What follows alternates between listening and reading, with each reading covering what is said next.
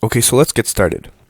In terms of CPU, we're going to be using an AMD FX 6300. This is a 6-core processor clocked at 3.5 gigahertz. It's great for gaming, good for multitasking, and it's only $118, which is a great deal. Great value for the performance you get out of it. Now, in terms of motherboard, we're going to be going with an MSI 760 GMA-P34FX. This is a fairly basic motherboard. However, you don't really need a whole lot more. Obviously, this is going to give you a whole lot of overclocking headroom, and in terms of upgradability, there's little to none in terms of CPU. However, it supports up to 16 gigs of RAM. It has USB 3 on both the rear and front panel,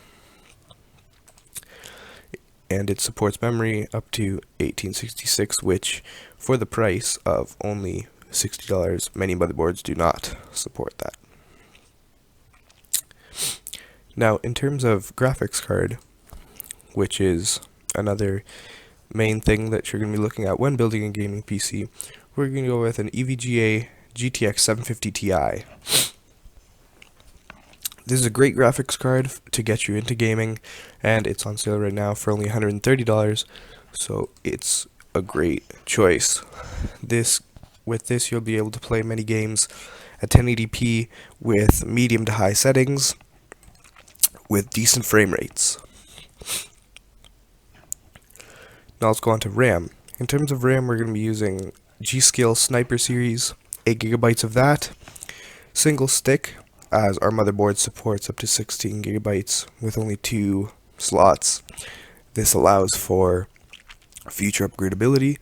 It's DDR3 1600 MHz with a cast latency of 9.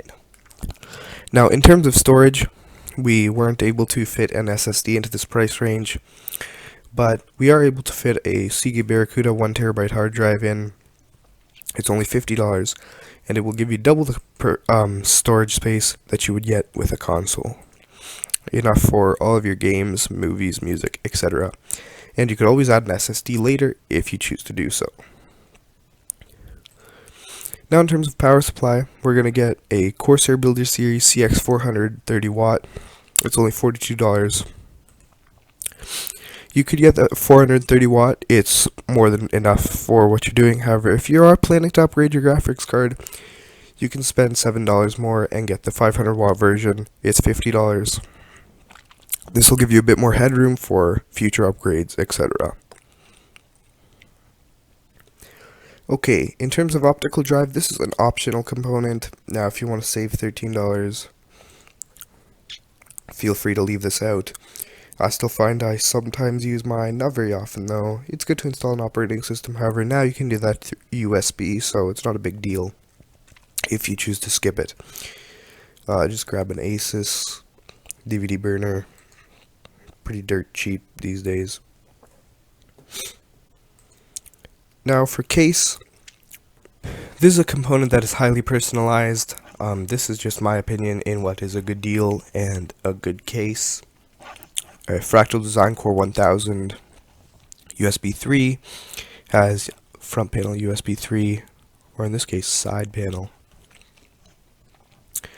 2 5.25-inch bays, more than enough for what you need. It'll fit everything you want. However, like I said, this is something that is highly personalized, so if you want to go with a different case that suits your personality or your style, feel free to do so. This is just a suggestion. Okay guys, so the total comes to about $520.